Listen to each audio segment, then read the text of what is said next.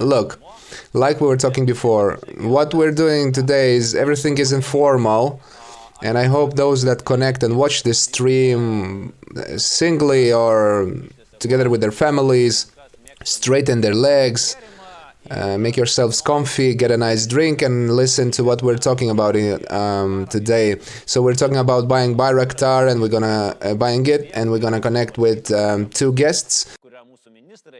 Ambassador to Lithuania and our Prime Minister Ingrida Šimonytė. Why she's not the first speaker by following the protocol? Because she's now a student. She's an exemplary student, and she's taking a basic. We have here in Lithuania. It's not like an army, but I don't know how it's called. Basic shooters course, let's say. So she's gonna tell us something when she's got back, when she's back home and changed. So she'll connect to the stream and talk with us. So now I would like to inform you about some rules of engagement over here. I hope you're not only having your favorite drink, but also your connections to your bank account or PayPal. You have them handy, because we want to finish second day of our fundraising day today. You can see that you have 2.5 million, but at the time of this translation right now it's a bit more. But let's buy a few of them, Europeans. Come on, I'm doing this translation just for you guys. We're one of the smallest countries in Europe, so with your help, guys, we can really at least double the numbers, right? Double the Bayraktars. Let's buy 2 of them. So if we could collect at least 150,000 during this stream, so we would be quite successful. We would be having quite a successful party over here. Now 3,000 people are connected. I can't see how many people are watching us. What's the difference how many people are watching us? We'll have much more people connecting, and we'll have a good time over here. So I'll tell you what happened during these. Oh, the most important thing, almost forgot. Alright, he's congratulating people for some basketball wins, which I know nothing about. Totally not interested in basketball. Lithuanians dig it, it's their life. I don't know nothing about it, so I'll just wait till he finishes. Just local teams, nothing important for you guys. Also, what I want to say, write your questions during the stream on YouTube, in Facebook comments. We'll respond how much we will be able to. So in the comments we have tagged the bank accounts, so please start sending your funds, and over PayPal as well. So in 2 days we collected 2.5 million. I will tell you how it looks from the side. It looks amazing, and not just for me. This fundraising campaign reached extended over the reach of Lithuanian territory, and of course we have German guys and Canadians and Latvians and Bulgarians and Portugalian people, and people from Norway. Of course, it's possible that all these people are from these countries are Lithuanians, immigrants. So we really want those countries to add up. So we're gonna talk about the Bayraktar with the Vice Minister. To answer the question, why exactly Bayraktar? Why particularly this drone? But 5 million is not our goal. Is 5 million, and it's not a small sum. And I've dissected it mentally into a few parts. I had these 2 waves in my hands of enthusiasm, which it's really fun and uplifting. Let's be honest here, it's so uplifting to add to buy a little part for this Bayraktar, just a screw or something, and it gives you a really good feeling. But naturally, we won't make it in one breath. So in two weeks, it's not a sprint, it's more like a marathon. So I think there will be few waves of enthusiasm, and there will be some phases of tiredness in this fundraising campaign. And if we will push through, if we will break through these barriers and go up this hill of future tiredness, and we will it's like we collected quite a lot, but it's still far from the finish line. I think if we will collect 3 million, then we will find more resources to finish successfully. So it's not like a marathon. No, let's not speed up ourselves too much. Let's not overclock ourselves, but let's keep a nice pace of money flow, a constant money flow. So I can say that we have tens of thousands small donations, 10, 20, 50, 100 euros. The biggest donations were 5,000 euros. One business transferred 20,000 euros. So practically it's simple civilians, common people that are sending what they actually can, from students to engineers, kids. We have a separate story with kids. Instead of buying kids and juniors whatever they receive for their birthdays or some video games, they are saying, you know, they get to know about this campaign and I want to buy this drone instead. Mom, please transfer my money there instead. And I understand, game is game, but when you are 12 years old, 13, 14, 10 years old, and you can contribute to a real warplane, that's a serious business over here. So, 2.9 million we have now.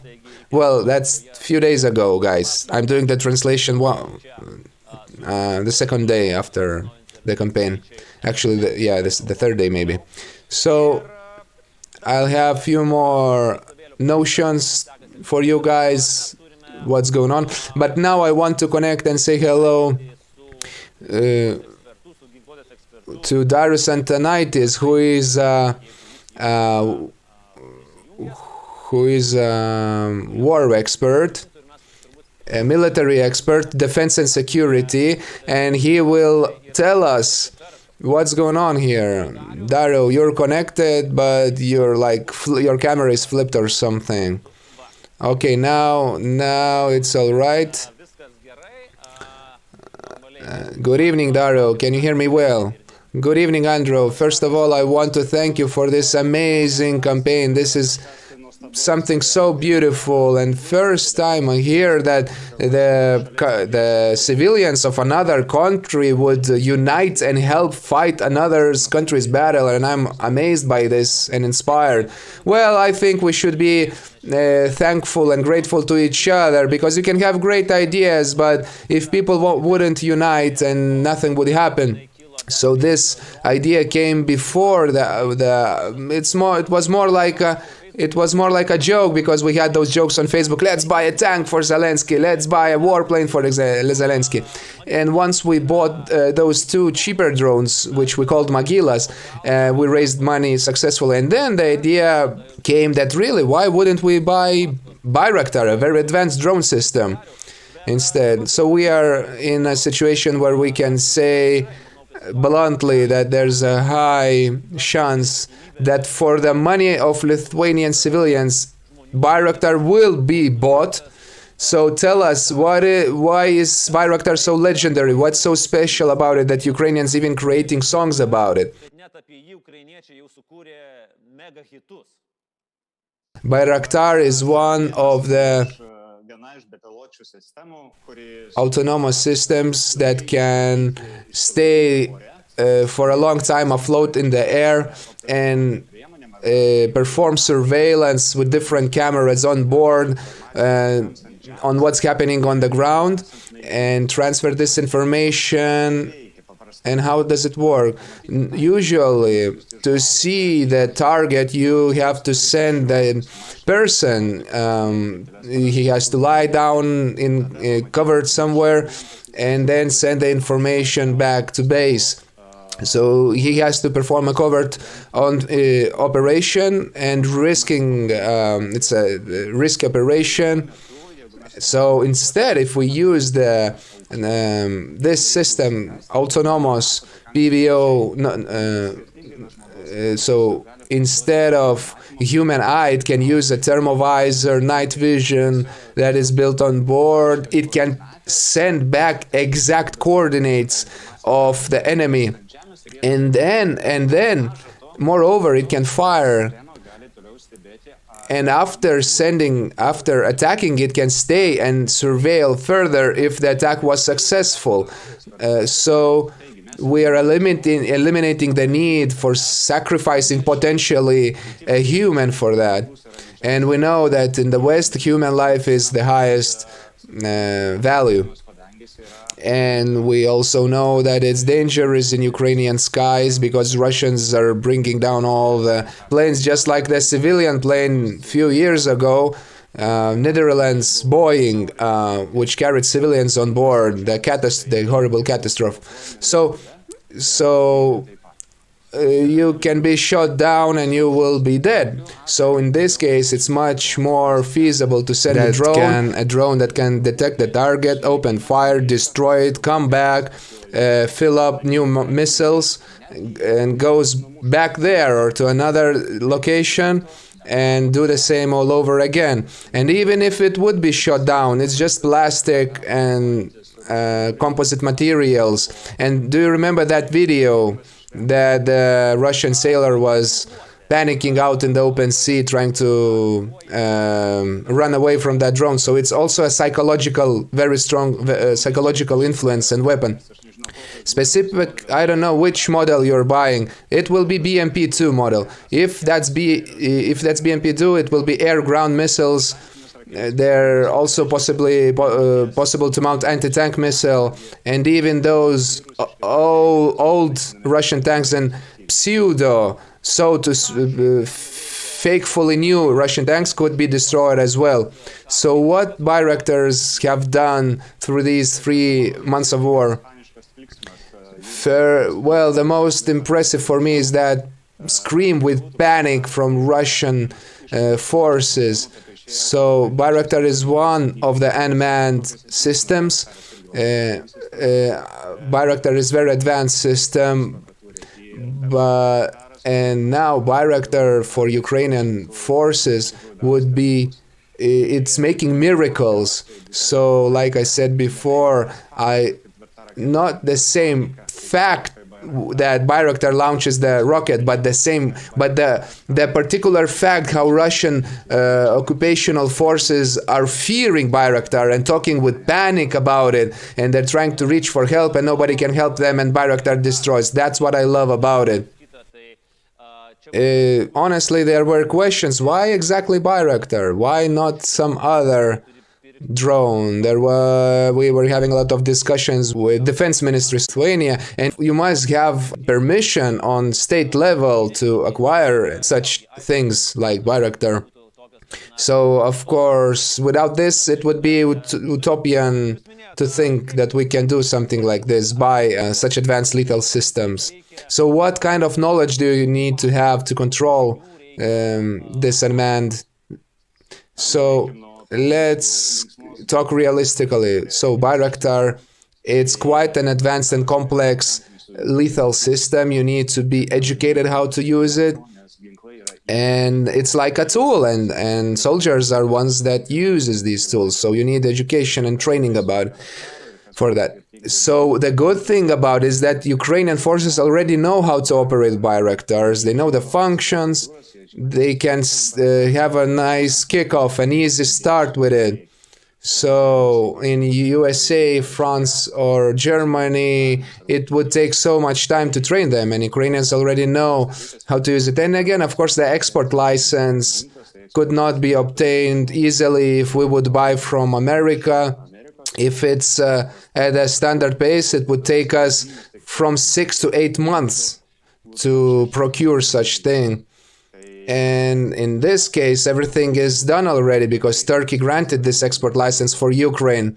So I think it's a wise decision to buy exactly Bayraktar, not only just for the price, but also because of Ukrainian forces are already savvy on using it. Well, I think there's also symbolic meaning for it, because it's a popular household almost name now, Bayraktar, internationally. Of course, people might be worried, that people that contribute to this purchase might be worried about. So now we have updates on the results.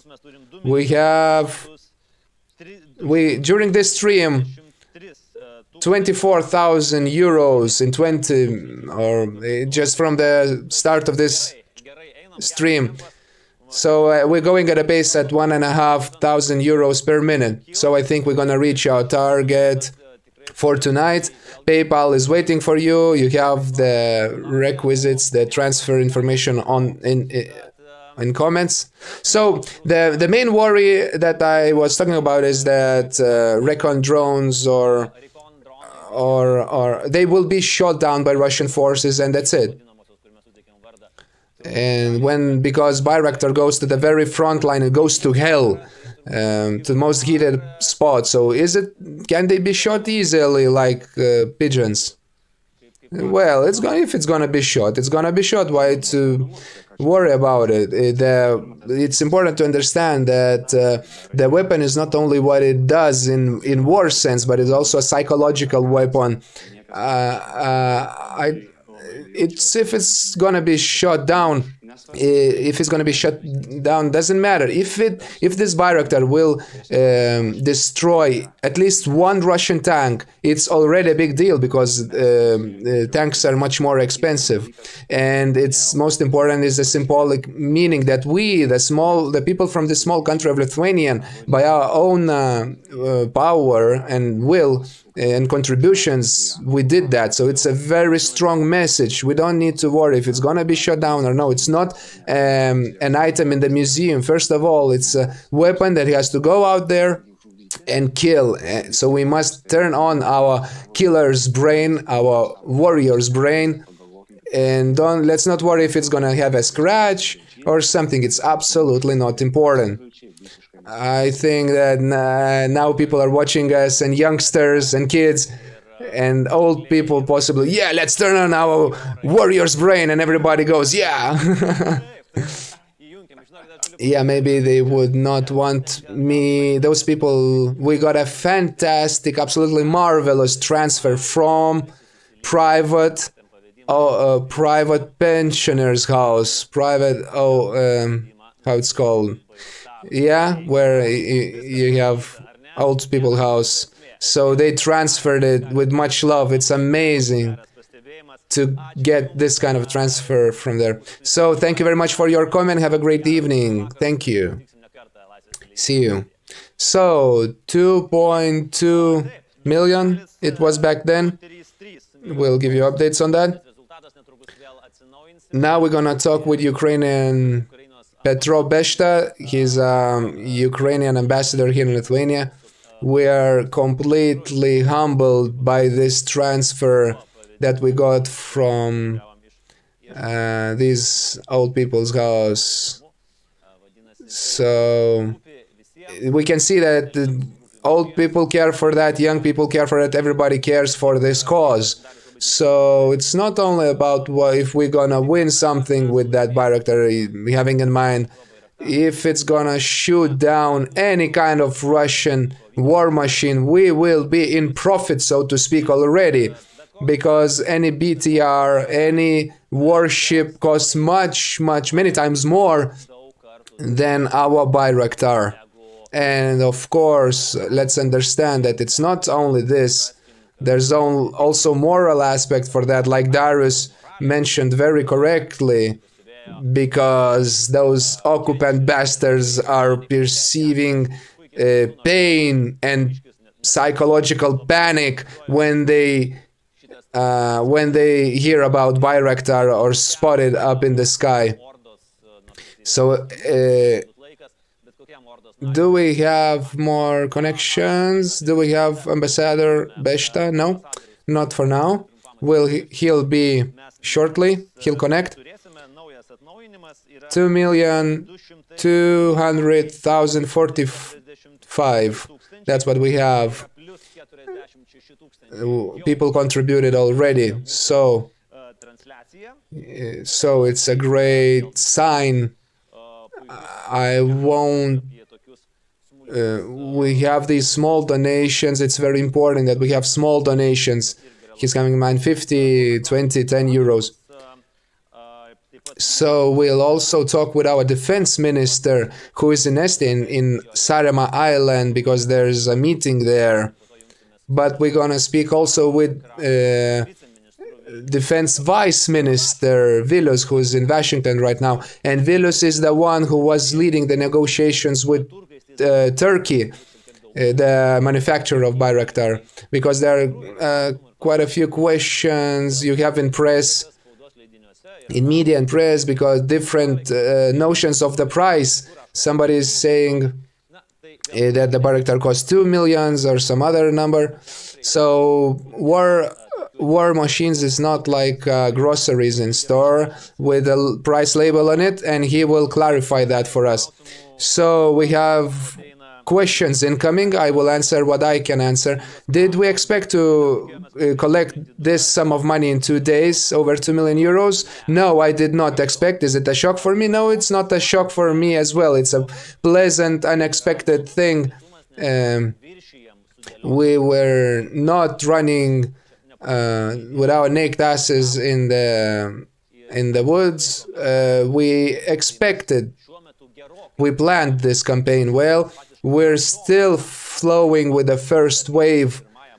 Like I was assured by Lithuanians living in foreign countries. They said, let's wait for the Friday, because on Friday night we'll drink less. We're gonna have less beers in the pubs and contribute that money to Bayraktars, and everybody is receiving their salaries on Fridays. So I thought maybe we will collect less, but we collected more, so that's very inspiring. So regarding the rockets and unmanned systems, Darius explained us a little bit, and somebody is asking what is the fate of Magilas. Magilas are also a few drones that we fundraised already before this campaign. It's not the first campaign we're running in Lithuania. So they are reaching... Okay, so the operators, the pilots, so to say, of those other two drones are going through training of 10 days or 2 weeks, and they will be deployed shortly. Possibly we'll receive some videos, like a feedback videos, so maybe we'll have a chance to see how they are trained. Of course, following all the security guidelines.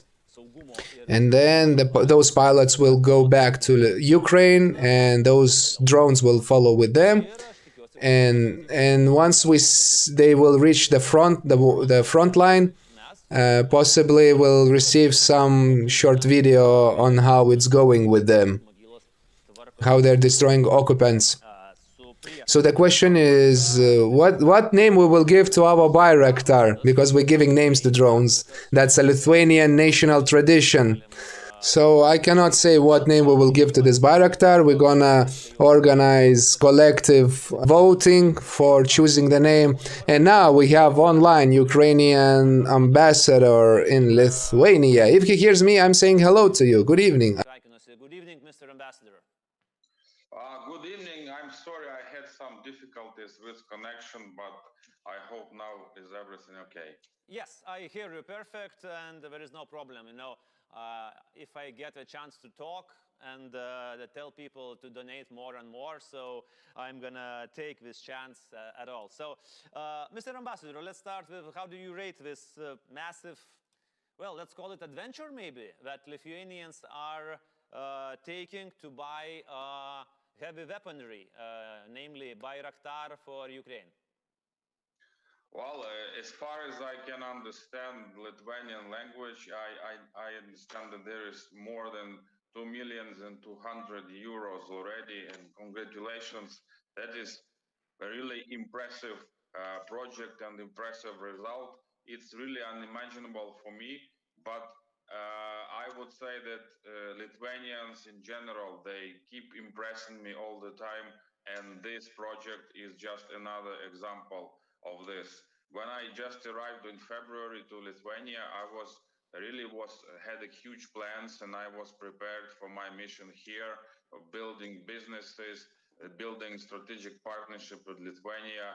I knew a lot about our historic ties, so I knew that Lithuania is a very friendly and a very active nation, friend of Ukraine. But what I have seen during all those 3 months, it was so much more impressive and unimaginable for me. What I saw, different types of projects that governments and people and volunteers, how fast and how successful Lithuanians can mobilize themselves is truly a miracle. And these days when Ukrainians, they show miracles on the front, Lithuanians show the not much less so strong miracles here by mobilizing resources. You helping Ukraine fight this fight at all fronts, on a military front, on diplomatic front, and also we are very deeply appreciate how you support and take care of our women and children that stay in Lithuania today. Thank you. Thanks a lot, Mr. Ambassador. Of course, we are now talking about one project, but you are absolutely right. And I bow my head against for every volunteer and every charity in Lithuania that takes care by his or her own way for our refugees. I was really touched by one Ukrainian who said today to me that she didn't think that it's possible to hate one nation so much, meaning Russia, and to love another nation so much, meaning Lithuania. But it's a strange feeling, Mr. Ambassador, when a lot of simple people, kids even, seniors, teachers, nurses, are donating money to buy a heavy weaponry, a lethal weaponry, and they are happy to do that. Isn't it a bit strange for you? Or it is not, I would say, not as strange, but unprecedented. It's unbelievable how world has to mobilize itself today to win this war. And I would say that this is the first case in the history when ordinary people, volunteers, as you said, even children raise money and buy something like Bayraktar. It's a really game changer weapon. It's a really very heavy and lethal weapon, which usually only governments can procure, produce, and use. And these days we see that Lithuanian people, they are really very close to the moment when they can buy this very successful weapon and make a gift to Ukrainian army. And Ukrainian army these days really needs these types of weapons. As you know, the situation recently has become very difficult in Donbass and in Kherson. In Donbass, Russia has accumulated a very huge and powerful force at one point, so they want to break in Donbass, and we suffer a lot of losses these days, and Ukrainian army really needs heavy weapons today, MLRSs, these multiple launcher rocket systems, that what we ask from our partners in Europe and all over the world, give us MLRS, because we need to match the parity of the huge power in Donbass, and Russia is really outnumbering Ukrainian army with these heavy weapons, MLRSs in Donbass. So we need it. and Europe is rather slow in providing these armaments to Ukraine. Lithuania was never slow. Lithuania was always the champion of providing weapons, and we all remember that Stingers, Lithuania was the first state to provide Ukraine with Stingers that were so much important in the first weeks of the conflicts. And now, just recently, Minister of Defense Anušauskas, he has also declared a new tranche of support to Ukrainian army, and this Bayraktar project is really something unbelievable. Well, I hope it also can be used as a point for our diplomats to make Europe understand that Ukraine needs its weapon, and even if Lithuanian kids and seniors are donating the money, so it must be essential thing for you. Also, the last question before we say thank you for your time. President Zelensky yesterday made very on-point comments about some politicians who are talking about appeasing Russia and coming back to Munich 1938, like with Nazi Germany. Can you comment on that? It's a very bad tendency that we see in Europe, where people try to think in a different coordinates that we have in Ukraine now. They are too far from reality, and they still talk about some appeasement of Putin, about some providing territory, but that will never happen. They too much out of reality, and Ukrainians will fight this war till the end, till the bitter end. So absolutely victory will be in our hands, and we will win not only because Ukrainians are fighting for their lands and freedom, but also because we have such partners and friends like Lithuanians, and that's a true sign of this friendship. So together, and I think that Europe will have, and she has to catch up to what Lithuania is doing. You are champions; they have to follow your suit. I hope so. I really hope so, and that's one hope that we have in common. Well, while we were talking in this past half an hour, we raised 74,000 more, so we have now 2.27 million raised. We are approaching the mid of our quest, so I hope it will be successful. Thank you very much for your comments and for your time, Mr. Ambassador, and I hope to talk to you soon. Ačiū Lietuva. Dėkui. Ambassador said, thank you, Lithuania, in Ačiū Lietuva. So we shortly discussed this situation, and I know that now I'm rushing to connect to Estia, where our Lithuanian defense minister is being at the moment. Hello. What is going up in Estia? What's up? Well, we met with Latvian and Estonian defense ministers because that's a popular format. They are the ones to lead. We are discussing our mutual cooperation possibilities, mutual defense procurement between Latvia, Estonia, and Lithuania. Of course, they are a few hundred times bigger than Bayraktar. But the importance of civic contribution of society's inclusion in such campaigns is very important. What are they saying? Maybe they want to try something in Estonia and Lithuania, the societies, they want to try there something similar. I think they are very much impressed. This phenomenon is not so broadly distributed already, but I want to say thank you to Russian propaganda channel, which they said that they actually advertised that because of that advertising, and the views on Twitter growed rapidly, over 500,000. So Russian propaganda actually helped us. I don't know what they are thinking, but this, I think, contributed in a good way of the making this campaign famous.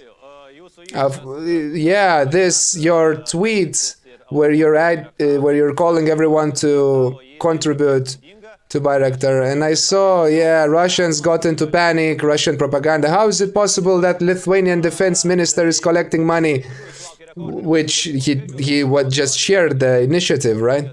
But so also in international news, I was just gave few interviews to CNN, and everything looks quite good. Overall, we're talking about military defense, staying very strict to its responsibilities in military defense in support to Ukraine.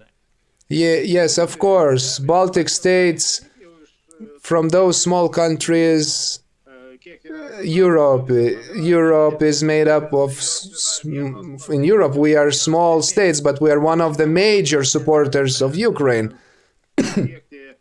Of course, we cannot provide support for billions of dollars, but euros, but these contributions of ours are facilitating other countries to contribute to Ukraine. And if we're giving a bit of our armored vehicles that we don't have a lot, but we are encouraging bigger countries to provide similar support. From all NATO countries, Lithuania has we have one of the longest borders with Russia, including Belarus. So where Russian aggression might show itself, so we are motivated to make these steps. Minister, how do you envision that? What can you say about this nice cooperation between there's unity between society and the government, because we're collecting money and passing it to the government, and the government is making their effort to pass this to Ukrainian for the common goal. Of course. Well, maybe in other countries they don't have that, but our defense ministry can receive civilian supports, contributions from society, and we had this support from civic societies to our army in the past, but of course these were much smaller numbers. I think it's a chance, an opportunity for the society to connect and into this process of contribution and support with lethal power. Because look, you see what kind of things were happening before, during the Second World War. Americans were procuring and tanks and aircrafts, and Great Britain was doing the same. These are the countries that were fighting. They were collecting they were collecting citizens' money and doing this. So Lithuania is like fighting like Ukraine against occupants. I think that the civilians and societies from other countries, they do really support Ukraine, whatever is going on in politics. That's an illusion. So if they could do the same in their own countries with such campaigns, they would do it. Of course, if we're gonna show a good example, if we will succeed, and I have no doubt that we shall succeed in few days. And yeah, that's a good example. Influences and infects. You get infected with a good example. Yeah, and we will buy not even one. No, good news. We will buy not one as well. More broadly about it, what and how we will buy. And Minister, thank you very much and good luck in Estonia. Bye-bye. Sorry. Arvydas Anušauskas was with us. The results are positive. 97,000 euros from the start of the stream. So we are just in the middle, and we have already. So maybe we'll reach 200,000 during this stream. I would not call it a telemarathon. It's telemarathon is when in a big TV, television studio, famous people gather and they collect few thousand euros, and it looks like a big success. But the times are different. We're sitting here in YouTube and Facebook and doing the same as a big telemarathon. So we're PayPal or bank transfer. Everything is in the post. It's waiting for your contributions. So let's try a little bit. Let's try to talk with a person who was the first recipient of this idea. When this idea struck my head, he was the first person. Yeah, you won't buy this Bayraktar in a shop. You won't buy it in Istanbul's bazaar. So you need to connect with government people from government. And I know this guy for quite a while when he was a mayor, and we clicked quite easily, and we met with Arvydas Anušauskas, who was just now. It's not so often that I give compliments to representatives of the government, but Vilius was going an extra mile and doing best of his effort of making this deal happen, because everybody was waiting for this green light, bureaucratic green light, meaning, and we were able to launch this campaign, fundraising campaign. So Vilius is in Washington. He has an important mission there as well. And now we're connecting to Washington. From Washington with us, the Vice Minister of Defense, Lithuanian Defense Ministry. So you see our Defense Minister in Estonia, our Vice Minister is in Washington. Vilo, hello, good evening. What is the mood in Washington? What's up? What are you doing there?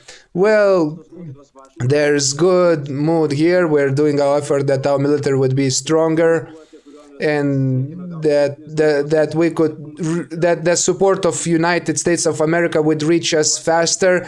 We're doing all our efforts to reach as much support as possible. Vilo, let's talk about the system itself, how it started, the negotiations with Turkey, with their defense minister, with the embassy, because you were the key figure from the government who was participating in this, let's say, an endeavor. That's a fantastic idea, Andrew. So when I heard this idea from you, I had no doubts to include people, fire up people, that nobody would forget that Ukraine needs our support every day, and everybody contributed as much as they could. So we were in the expos in Istanbul from the start of the war, and we were talking with delegations, and there was a sincere and true contact with Baltic states that helped us to reach this result. So of course we started with the ambassador. Most warmest regards to Turkish ambassador in Lithuania, and from there we took further to Ankara. And we were talking with political management over there, and we got positive signals. We waited a little bit for Ankara to connect with the manufacturer, and we got positive signals from the manufacturer as well. We're doing everything not in a bureaucratic way. We're doing it with a mutual trust in each other. And on June 1st, we're flying to Ankara, from Washington to Ankara, only for that our society would have this opportunity to contribute to Ukraine with this Bayraktar of dreams. Someone's asking, why exactly 5 million euros? Why this threshold? It's understandable that Bayraktar is not a bag of oranges in the bazaar of Istanbul with a price label. And in the press you can see very different prices mentioned for Bayraktar, from $1 to $5 to $2 million, but I understand that it's a military weaponry, so it's not, the prices are not something you put out on public. Yeah, of course, in Walmart or somewhere you can buy a small model plane for clear, but you need, okay, so you need special rockets, special navigation, so it depends on the setup, on the complectation, so to speak. We agreed that it's a common value of the project, 5 million euros, and for that 5 million euros we will do as much as possible, not only buying only the plane itself, but also the weaponry and everything that goes together. That's a project value, and the result we will know once we go back from the factory of Bayraktars. And I contributed personally, and all the Lithuanians contributed, and seeing this space, how fast everyone's collecting, that this is a historical event, that everyone who contributed could place a framed document above their bed that they are part of this historical contribution. Vilo, I know that you're participating in the meetings in the Pentagon. Did you get some reactions from the ambassador, or in the Ankara, or from the manufacturer itself? Once you presented the idea that Lithuanians decided, to put their money together, well, I have to admit that the ambassador was positively surprised. So he knew already, once we met, he knew already why I asked for the meeting. He knew already perfectly. Yeah, because you collected 300,000 euros for Ukraine for your birthday gift per one day.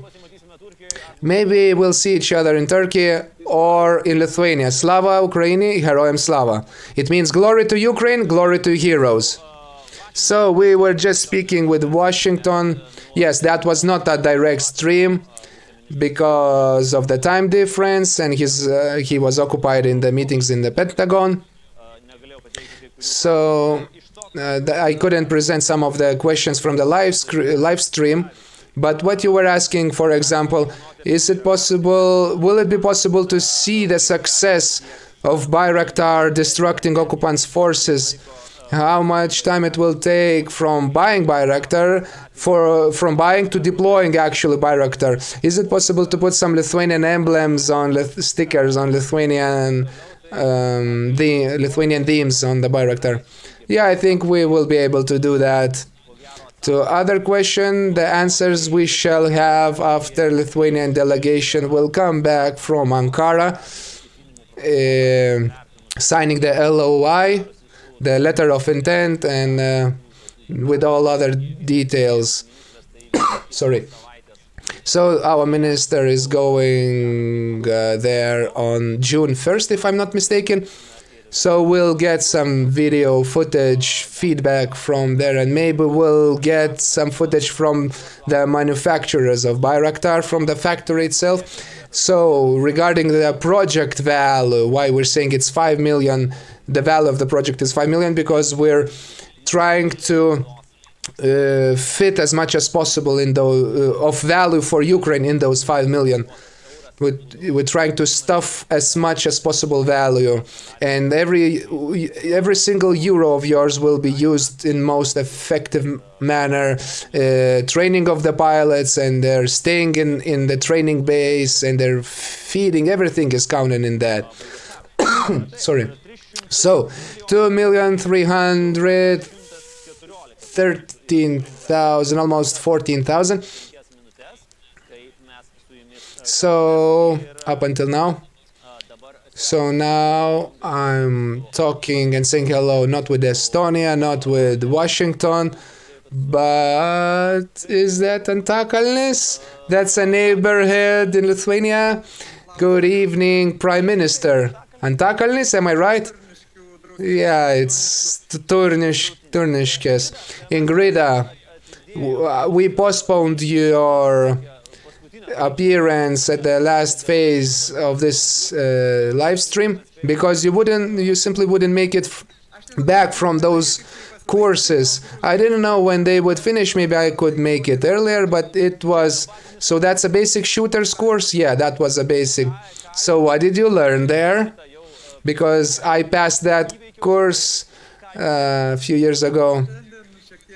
Well, today we had a bit of a marshalling theory, and sometime in near future, maybe I'll be able to try some practical application as well.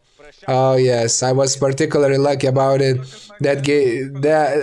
I was doing it during the worst weather it's possible to do that. Yeah, we're not made of sugar, so we will not melt. And it's not war. It's not actual war, yeah. So very logical to go back to war. I also want to remind to everyone who's watching us on Facebook or on YouTube, with Ingrida Šimonytė, we're live and you have an opportunity to ask any kind of question. Of course, it would be logical to ask about the situation in Ukraine, about the war.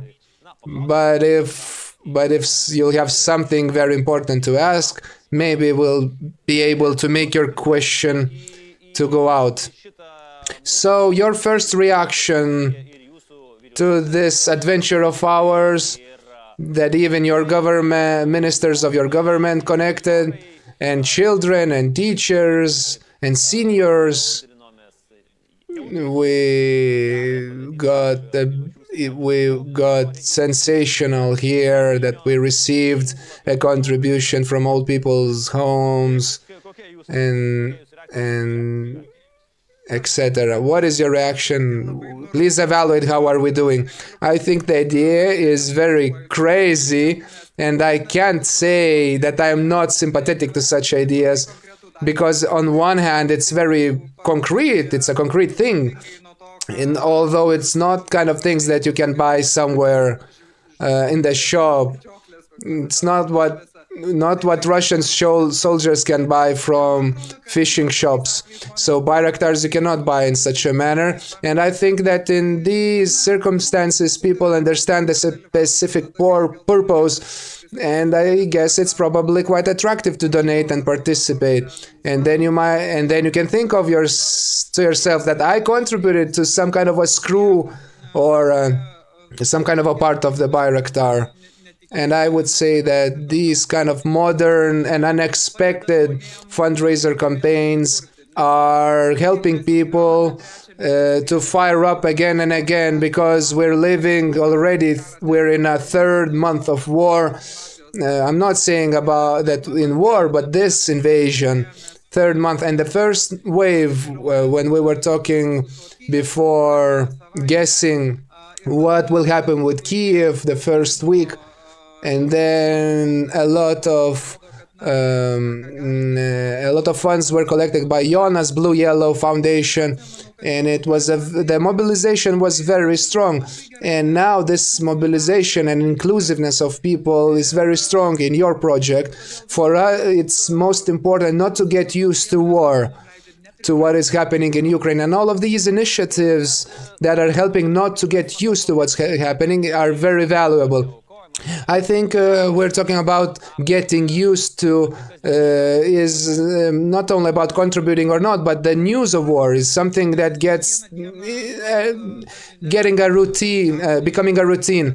Well, yeah, every day you're getting these news and consume them, and it's the only question in which part of it. And for me, it's still a priority, in a place of utmost priority, and they should be for all of us. Because I saw somewhere on the Western media, on some media channel or analysis, maybe from UK, they are saying, well, you know, Now the war is on 6th or 7th place, and first are some, I don't know, monkeypox or some other things, the things that are more sudden, and from this moment they look maybe something of importance, but in reality they are nothing much, they're much less important to what's happening in Ukraine.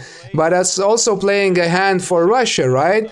Because the more the lower priority Ukraine gets, it's more beneficial for Russia. Yeah, I think it's not only playing for Russia, playing out well for Russia. For Russia, well, we're still living in a high-paced society, in high-paced times, fast-paced times, where one news is being changed by other news, and clickbait is being changed by other clickbait.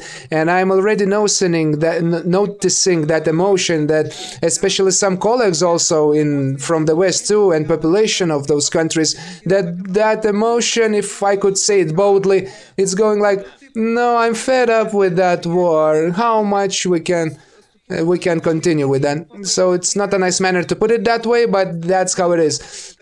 Well, we need to finish with that. Okay, let it happen, whatever happens. We just need a new story. We saw that story of Ukraine already. Give us something new. And what is even worse is that war comes with no extraneous needs. It's all the influence of war distributes to impact on energies, food supply chains, economy. And I think Putin's propaganda is now quietly sinking in, but getting louder and louder. It creeps out into public with the attempts to spin towards their beneficial narratives. What they do always, because the discourse is not about Russia. The discourse is about some internal things in Western countries to antagonize the public. Look how stupid your governments are. They are putting these sanctions on us. That's why you have more expensive food and fuel. Do you need all this? So such a narrative that the war has its cost every single day. Russian war is costing us. So this message, which should be a priority, this message unfortunately is drifting to the side. And instead, we're getting more voices emerging, some kind of ideas surfacing. Oh, well, Ukraine, anyway, will have to come to terms with something because the war needs to end, meaning bow in some way against Russia. And so, during that time, while the minister was talking, we raised immediately 15,000 euros while the minister was talking, Prime Minister. So, getting back to your thoughts, what to do then? I completely understand that true Italian hurts when they will see the fuel prices, and he will understand that it's because of war. And what to do for the Italian government? I'm not saying how to solve this for you. Maybe for you it's even easier for now. But what to do even for the British government then? Well, however, frankly, we need to look directly in the eyes of truth and say to our people that price has its toll, and if Putin will not be stopped on the battlefield, it means that we will only postpone this to a new episode once they will be able to flex their imperialistic muscle again. Of course, when you live quite far from Russia, you get an impression that it won't get to you. But this is a rather naive belief. This war is not just war as war, but it's a war on values. It's war on the image of the world that is common to us and to the same Italians and all the West. I don't think that Italian government would want, or other government would want to see this value system to collapse, value system of the West, and corrupting into something what is Russia. But President Zelensky and his ambassador over here mention clear parallels with 1938 Munich, where Europe, probably most of all, Prime Minister Neville Chamberlain and Lord Halifax wanted this peace and economic prosperity and trade with Germany, and they gave up everything factually. And now we hear these kind of talks.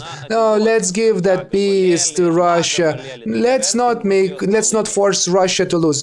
Paradoxically, those parallels for me of 1938 got to me. I saw them before the breakout of the war in February, where I was giving a lecture or getting a lecture in London School of Economics. That was there was a certain disbelief that this invasion could happen, and this de facto when it happened,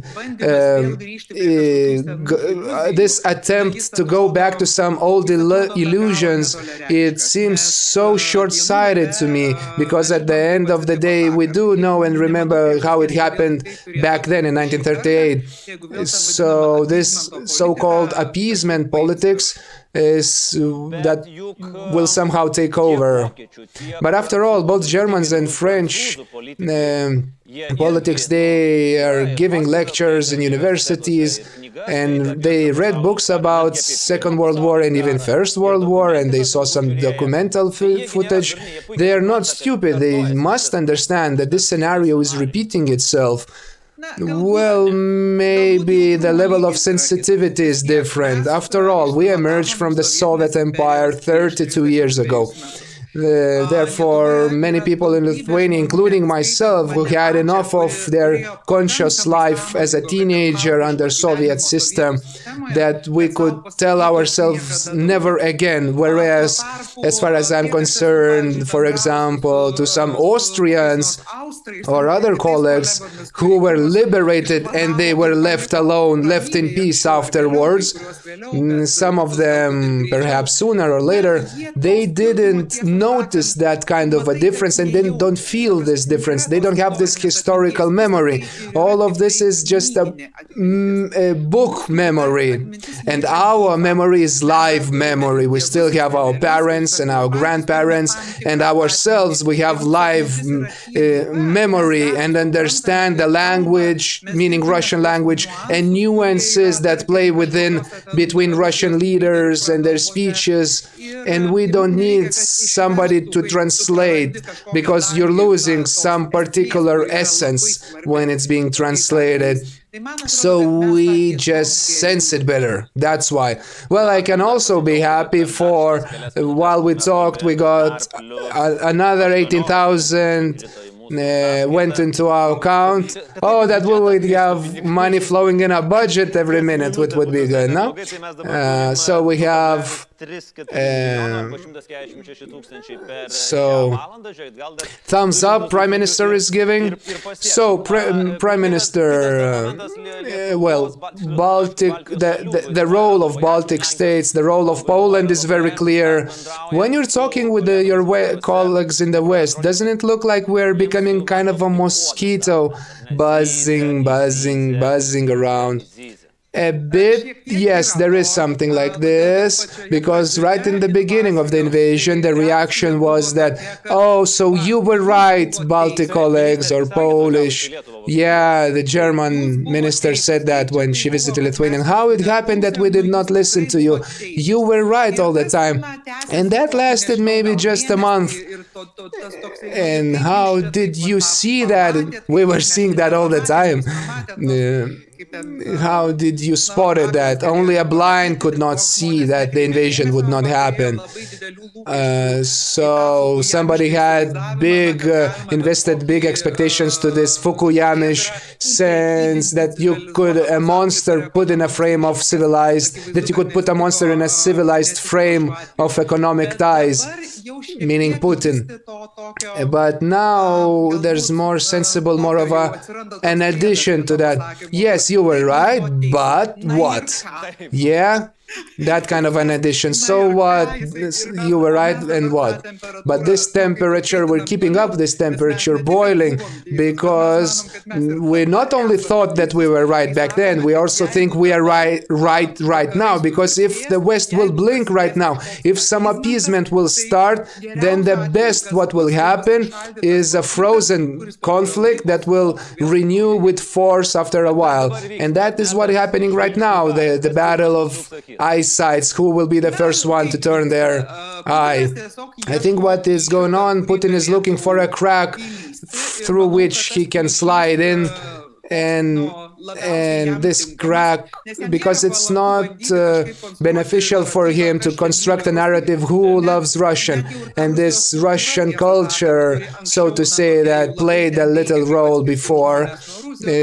Now people separate Russia from Russia culture, but now what usually they do, they slide into some cracks, problematics in Western societies, and they operate there in their cracks. Would it be internal problems, social, economic, COVID, whatever, so they can stir some water in a boiling pot. So now it will be food crisis, food prices, and crisis in Asian and African countries, and stupid Western politicians who are forcing to starve poor African children. Yeah, today I think it was an amazing photo where Lavrov, on the occasion of African Day, standing surrounded by African diplomats, and somebody. Well, there's a good question from Egidius. What are steps being taken on connecting neighboring countries to kick Germans, French, and Italians in a soft spot, in the ass, meaning in a good way understanding of that? There's probably no great debate about our relations between Baltic states and Poland, but how much are we clinging to Great Britain? Because even Ukrainians themselves are talking, there's a formation of what looks like a new potential power alliance, Ukraine, Baltic states, Poland, and Great Britain, which is not part of European Union. I have to say that UK's posture is certainly, in my view, worthy of great praise. And very recently, our Minister of Foreign Affairs visited Ukraine and was discussing strategic cases, extremely important, how to unblock the food supplies and export them from Ukraine. And this problem, which is piling up and gonna be really big. But I think that our cooperation is paradoxically very intensified and very, very warm and very friendly. Regarding Poland and Baltic states, that is probably nothing to talk about. It's all clear. We're pulling, four of us are pulling this wagon as much as we can. But now the critical moment will be Ukraine's application for candidate status in European Union. Here you know very well how there are some countries that don't want to hear anything about it, and some countries like ours that are not only buzzing about it, but even expressing an angrier noise, making an angrier note about it.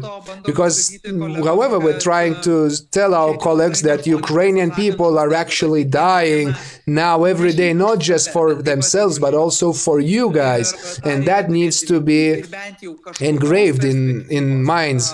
And at least they deserve at least some kind of perspective. Yes, this will take time, the negotiations, their procedural processes, but to tell Ukrainian people that, yeah, you fix your processes then, and then maybe we will talk about it. And that's something that we were saying to Ukraine a lot of years. And I think that is partly because that is the reason why Ukraine is where it is now, because we delayed with if NATO membership and prospects for European Union membership would be clearer, perhaps Ukraine would be defended before the invasion. We have few questions very different, but what is wrong with their heads? Basically, the first country is Hungary, which has been fantastically and consistently blocking the sixth package of sanctions and is compliant with, it's an inside joke, never mind. So what is, can we reach an agreement with Hungary, or is it Orban's power game that will break the hands of European Union and that he would put his signature? Well, what he will get, it's a question, because there's always some kind of a compromise in European Union's decisions. It's not possible that one country is holding hostage or for ransom all other countries, but it's obviously a negotiating position here. Give me a few billions and maybe I will think. These billions are certainly just taken out of hat, out of nowhere, but obviously some kind of compromise will be sought after to reach a decision, because reaching a decision is important in order to stop. This discussion is already looking bad. What is wrong with the Hungary's government? I think that Hungarian government has developed a very cynical and rational approach to every problem that they are dealing with, and they're always looking for opportunity to somehow to make an addition to Hungarian granary, how to use them. So I might see even less of something here. People tend to say that it's Putin. Yes, it's beneficial for Putin, but it's rather Orban's own calculations. We in the EU, actually, the European Union is not very useful for him, because some time ago they had friends, the so-called Visegrad 4, and now we're at the base where even Poland, which for a long time Hungary was relatively close ally for Hungary, so Poland lost patience with the fact that I would say with Hungary. So I would say Putin is a miracle. Putin is doing miracles. He's capable of connecting uniting the ones that is impossible to unite and separates the inseparable. Yes, so Putin should get a reward for NATO's expansion, or NATO salesman reward. So the last number is 159,000, the latest figure. We're going close to the end. Maybe just a few questions to the Prime Minister before we're saying goodbye. Last chance to raise your questions. So we're missing 41,000. We're short. Let's see if people watching on Facebook, on YouTube will make it to contribute 40 more thousand to buy one or few Bayraktar screws. But we have another country, that's Turkey, who sells us the Bayraktar, and for that they are wonderful. On the other hand, something is happening there also. There's a dance according to a Turkish march, Byzantine dance with all the rituals, because one day Erdogan is saying categorically no, nothing will happen here, and the next day he's negotiating with Finns and Swedes, and the third day again. What is happening? Ingrid, explain us. Well, there's a negotiation tactic going on. Turkey is not an easy partner, despite that for you guys you reached a fairly successful agreement on Bayraktar, but looking at all the past discussions, it's not the easiest partner to have, obviously. This is simply, as I said, an attempt to seize the moment, perhaps regarding some resolutions to solve its current problematics. I do not think it's wise in such circumstances to push forward own interests, but I think with enormous efforts of the diplomats, we will come to some agreements. And for the very end, there was a very simple question from Gintaras. Prime Minister, will Ukraine win? Some more inside jokes that are impossible to translate for you guys, sorry. But if to extend this question, if we would look to the next month, what would you predict? We're sort of dwindling in good news, and we're looking forward and perhaps a bit of inflating Ukrainian victories, but the occupants are slowly moving forward. Arestovich lost patience yesterday and used basically he said, go fuck yourselves to everyone who suggests Ukraine to give up their land and bow against Putin. What's your forecast for the next month? I'm not a big expert on warfare, and rather not, but of course that situation I'm following quite closely, and I receive enough information, and the same Arestovich I'm listening, and other experts. I think the situation is a little bit reversed right now than it was in the beginning of the invasion, when the Ukrainians quite successfully repelled the occupants, the Russian forces that were kind of expanded fingers of the palm trying to grab Ukraine. So they were repelling them, and those forces were more prepared for a parade or not warfare, because Russia thought that local population will meet them with flowers. That's translation's interpretation, sorry. So now we have fighting in on a narrow territory, and people that are trapped in some positions, very impressive maneuvers you won't be able to do in a narrow row, few kilometers. So I think that I'm guessing that this situation, that's how it will look throughout the closest time. And will there be a counterattack? It very much depends on the Western delivery of Western arms that was promised, but some kind of fireworks, so to say, that one morning we will find out that Ukraine has already won the war because overnight they cleared off the Donbas territory.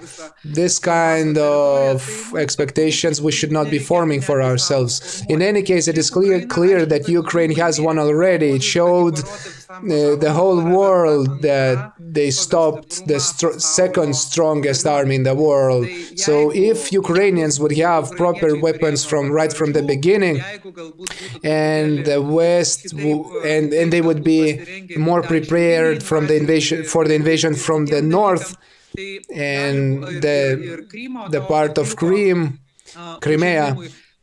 and that situation could have developed differently, but you cannot change the past. So this situation is that we're having now, and I think it's going to be an exhausting fight for every kilometer. And Ukrainians, I think, are suffering more than enough and it's understandable that they are not publicly. We don't want to demotivate people. They don't want.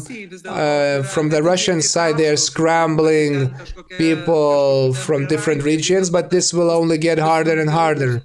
And I think now is trying to sneak into the crack or through the open door for these kind of negotiations called Minsk III, and it's very important that the West would not try to get Ukraine to talk about some kind of peace in any way. Peace meaning bowing instead of occupational, bowing against occupational forces.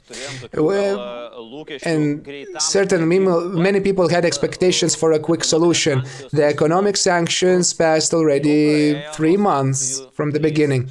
And if we would read Russian propaganda, which is better not to do, but when it comes to work, it's something that you have to do sometimes. And when you read Russian propaganda, Russian is almost equal to euro. They're living their best times, and so on and so on. Bullshit. And they have a surplus in their budget, but it's possible. But you as an economist, is it something to worry that sanctions do not work, or we should wait for the end of the summer? We have to understand that Russia is big, it's large, and this is its main advantage. It's like a huge ship that if it gets shot a bit, it's still able to float around for a bit. And then once it gets the momentum, it's going down to the bottom very rapidly.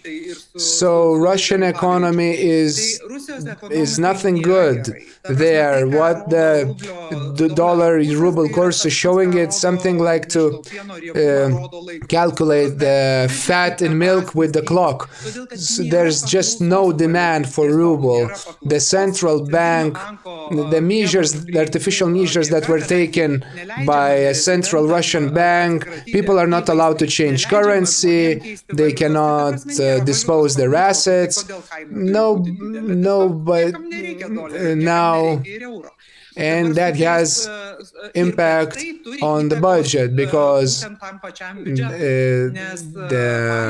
the income is being received by dollars or euros, but you spend them in rubles. So there's a very big difference when the ruble is one price. So how the Russians like to say, it's nothing is it has one meaning. Everything has multiple meanings. So the outlook is very bleak indeed. But I say that Russia, because of its large size, it can balance by moving from one corner to another. But what must be said, that economic bloc, part of their economic bloc, they're not the stupidest people there. They get a command to show a nice peaceful village, prosperous village, Potemkin village, who has read Russian literature, and that's what they're doing. They're projecting and showing this image. So thank you for your input, Ingrida.